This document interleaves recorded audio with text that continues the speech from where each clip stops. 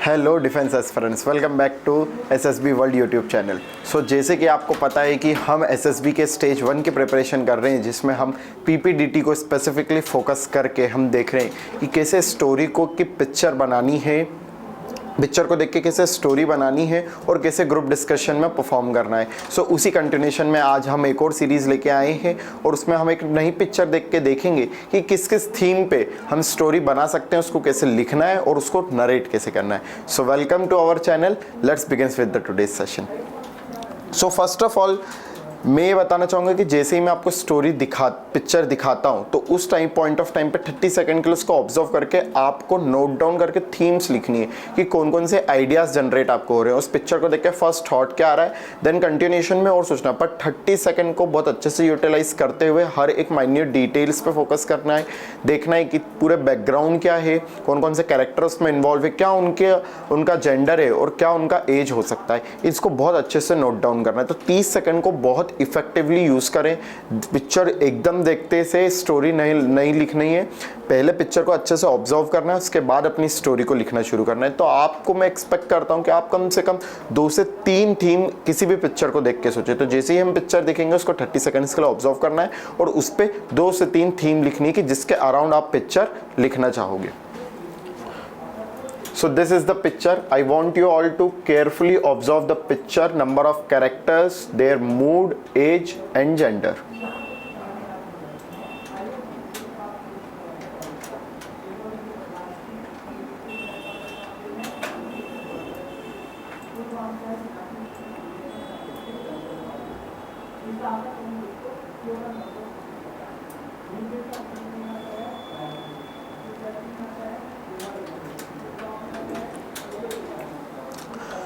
इतना ही time SSB में मिलेगा जिसमें आपको 30 सेकंड्स के लिए पिक्चर फ्लैश की जाएगी।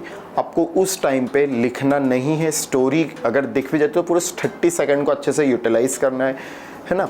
उस स्टोरी जब यूटिलाइज करेंगे तो हमने अब जैसे देखा कि अगर हम स्पेसिफिकली कितने नंबर ऑफ कैरेक्टर थे, अगर हम इस चीज़ पे फोकस करेंगे तो अगर मान लो फॉर एग्जांपल 6 कैरेक्टर दिखाएं और 6 के 6 कैरेक्टर्स को यहाँ पे अगर मैंने इंडिकेट किया तो it shows your perception is very good. उसके बाद आपको अगर मेल दिखाया है तो मेल लिखना है, फीमेल है तो फीमेल। फॉर एग्जाम्पल कभी टाइम पे पिक्चर बहुत ज़्यादा ब्लर आती है तो पर्सन लिख सकते हैं, बट कभी कभी क्या होता है कि बहुत पीछे बैठने के कारण पिक्चर ढंग से ऑब्जर्व भी नहीं हो पाती और हमें कैरेक्टर का जेंडर नहीं पता चल पाता या एज नहीं पता और चल पाता है। तो इसलिए 30 सेकंड्स को अगर पिक्चर को अच्छे से ऑब्जर्व करना है और उससे हमको बेसिक पूरा थीम मिलेगी। ठीक है। जैसे कि इस पिक्चर में हमने देखा कि कितने कैरेक्टर है, कुल टोटल 7 कैरेक्टर है। तो हमें जो 1 मिनट दिया जाएगा उसमें हमें ये बॉक्स फिल करना है जिसमें हमारा सेंट्रल कैरेक्टर लिखना है। ठीक है। सेंट्रल कैरेक्टर लिखने के बाद तो सेंट्रल कैरेक्टर को इनसर्कल करना है, male 21 and in positive mode. There after ये 1 2 3 4 5 6 and this is may be 7। So male 21, male 21 positive, male 22 neutral, male 21 neutral, male 21 positive, male 21 and positive. This is by this kind you have to fill this box. Central character को हमने highlight कर दिया, सभी के बारे में ये जो बेसिक डिटेल्स है ये सारे के सारे कैरेक्टर्स के बारे में हमें लिखनी है। There after we need to focus on action. हमारी एक्शन एक लाइन में वो हमारी स्टोरी की थीम को रिप्रेजेंट करेगी। तो इस पिक्चर में जैसे कि मैंने आपसे लिखवाया कि किसको सी थीम आपको समझ में आ रही है, उन थीम्स को आप ध्यान में रखें और उसको फिर लिखें। ठीक है। फॉर एग्जाम्पल ये पिक्चर है, ठीक है, इसको देख के क्या आइडिया आ रहा है। फॉर एग्जाम्पल जो एंट्रीज है like NDA, 10+2 BTech and TES, ये जो एंट्रीज हैं उस एंट्री के स्टूडेंट्स के लिए ये होगा कि ये उनको एक स्कूल का थीम दिखेगा। और जैसे कि फॉर एग्जांपल CDS या ऐसी एंट्रीज है उनको ये कॉलेज का सीन एज्यूम होना चाहिए। बिकॉज क्योंकि जो स्टोरीज लिखनी है आपको उसमें आप अपने आप को ही रिसेंबल कर रहे हो।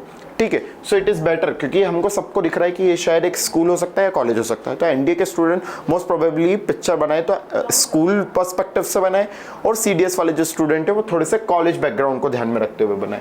सो डिपेंडिंग अपॉन आपका एज क्या है उस हिसाब से आपने डिसाइड कर लिया कि एक कॉलेज का सीन हो सकता है। सभी लोग नोटिस बोर्ड पे देख रहे हैं। सो वेराइटीज ऑफ थीम्स, जैसे ही हमने बस इतनी सी बेसिक बातों को ध्यान में रखा और जैसे ही हमको ये समझ में आया बैकग्राउंड, हम वेराइटीज ऑफ थीम पे जा सकते हैं। फॉर एग्जांपल नोटिस बोर्ड पे एग्जाम का टाइम टेबल भी लगा हो सकता है, तो उस एग्जाम के टाइम टेबल को देख के आपने देखा कि अपकमिंग सेमेस्टर एग्जाम्स आ रहे हैं, फिर आपने उसके लिए प्रिपेयर करने का प्लान बनाया, वहीं पे आपने फ्रेंड्स के साथ डिस्कस किया और उनको एक ग्रुप स्टडीज के लिए कन्विंस किया। आपने आपके फ्रेंड्स के साथ किस किस तरह से एग्जाम का प्रिपेयर करा, that can be a theme.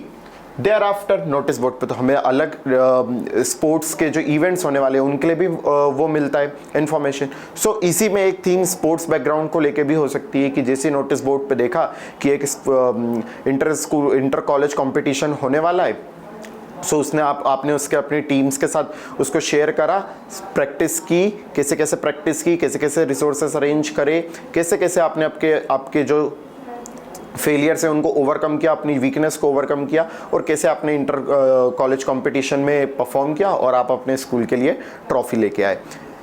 ये एक थीम हो सकती है।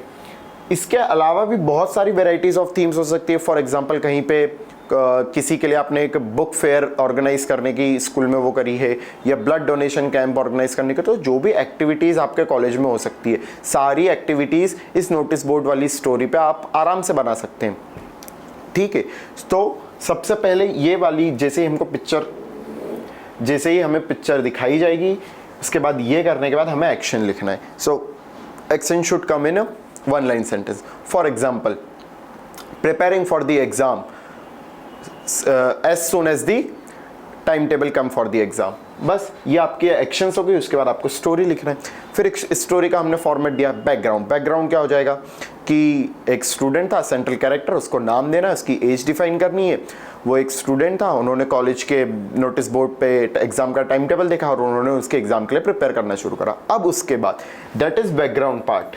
Now action part. Action part में क्या क्या आएगा, तो एक्शन पार्ट में आएगा कि कैसे, first of all discuss with the friends, तो अपने फ्रेंड्स के साथ डिस्कस किया। उसके बाद क्या किया, उनको ग्रुप स्टडीज के लिए कन्विंस किया, लाइब्रेरी से बुक इश्यूज करवाई, प्रीवियस ईयर क्वेश्चंस लेके आए, साथ में बैठे, डाउट क्लियर करे, फ्रेंड्स के साथ डाउट क्लियर करे, नोट्स शेयर करे, फैकल्टीज की जाके मदद ली, जिन एरियाज में सभी बच्चों को डाउट आ रहा था, प्रॉब्लम फेस हो रही थी, उसके लिए रिवीजन क्लासेस लगवाए। This is how you need to fill the action part. There after, for what you have did all this is the conclusion. At last you will fulfill the conclusion by all the action you have undergone in the story. So सारी actions का outcome क्या होगा, that इतनी सारी आपने चीज करी है, so it does not only result और benefited only you, okay, so the entire class got benefited because आप क्या कर रहे थे, ग्रुप स्टडी, सेवरल ऑफ। आपको इसमें हमेशा आपकी क्वालिटीज क्या है इस पे फोकस नहीं करना है कि इस बात से क्या मीनिंग निकलेगा। हमेशा कोई सी भी स्टोरी में लिखते वक्त सिर्फ आपको फोकस करना है एक्शन। और बेसिक आइडिया यही है कि जब आप किसी भी थीम को लिखते हो ना, और अगर वो रियलिस्टिक है ना, आपने अननेसेसरी कोई प्रॉब्लम ऐड ऑन नहीं की है, तो आप देखोगे कि आप जो यूजुअली किसी भी चीज़ में जो चीज़ें करते हो ना, वही बहुत सारी एक्शंस है। हम एग्जाम में भी प्रिपेयर कुछ इसी तरह से करते हैं, और मैंने यही सब सारी बातें वापस लिखने को बोली है। बस आपको यही करना है, बस you have to be more cautious about things. आपको चीज़ों को अच्छे से पहचानना है कि आसपास सराउंडिंग में चलता क्या है, और वही आपकी एक्शंस होगी। किसी भी स्टोरी में, किसी भी पिक्चर में, सिर्फ उसकी जो आपकी थीम में अराउंड, अगर वो बहुत नॉर्मल सी थीम होगी, अननेसेसरी कोई प्रॉब्लम क्रिएट नहीं करी होगी, तो आप जो डेली रूटीन में जो भी काम करते हो वही आपके सारे एक्शंस में आएंगे, और वो एक बहुत अच्छी स्टोरी को बिल्डअप करेगा। ठीक है, सो अब इस स्टोरी में हम आपके लिए एक पिक्चर पे हम आपके लिए एक स्टोरी लेके आए हैं। For example, Raman was a young training and placement officer in a college, once took an aim to provide best placement opportunity to the student. For that, he met with the principal and put his vision along with a solid plan.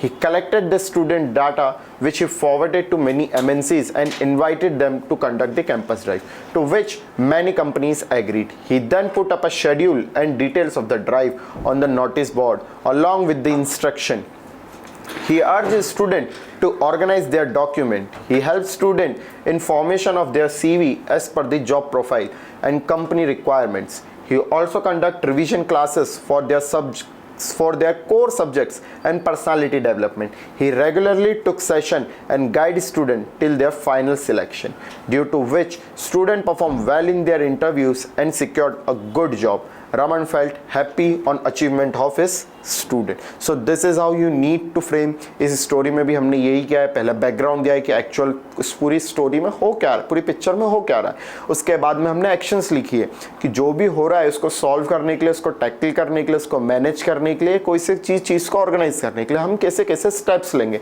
हम आखिर क्या करेंगे। That is your OLQs। Okay, उसके बाद में ये सारी OLQs से आउटपुट क्या निकल के आता है, बस उसी को हमने एक कुछ सेंटेंस के फॉर्म में अरेंज किया है और यही एक स्टोरी है और यही आपसे एक्सपेक्ट किया जाता है कि आप जब भी कोई से, बस इससे सारी आपकी क्वालिटीज़ निकल के आ जाएगी। देयर आफ्टर हमने ये लिखा, अब हमको इसको नरेट कैसे करना है। फिर नरेट के लिए जो सबसे फर्स्ट लेक्चर में आपके लिए आपके सामने कुछ लाइन्स रखी थी कि friends, according to my perception the picture shown to has had 7 character, all were male and in positive mood. My story is based on Raman, which is 21-year-old college student which I will narrate you now.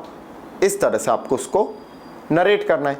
Narration के बाद फिर जो भी actions आपने लिए, जो background था story, ये आपको वो करना है। सो स्टोरी लिखने के बाद नरेशन की भी प्रैक्टिस करें, क्योंकि पूरा की पूरा टेस्ट एक ही है, PPNDT। सिर्फ स्टोरी लिखने से काम नहीं चलेगा। मैं बार बार रिपीट कर रहा हूँ, इंटरव्यू स्टेज 1 में narration is very very important, क्योंकि आपके नरेशन से ही बोर्ड मेंबर्स को आपकी स्टोरी के बारे में पता चलता है। ठीक है, तो जितना इफेक्टिवली आप उसको नरेट करके दूसरों को अपना स्टोरी को समझाएंगे, उतने अच्छे से आपके स्टोरी सामने वाले को समझ में आएगी और आपके क्लियर होने के चांसेस बढ़ेंगे। So I hope this lecture was beneficial for you.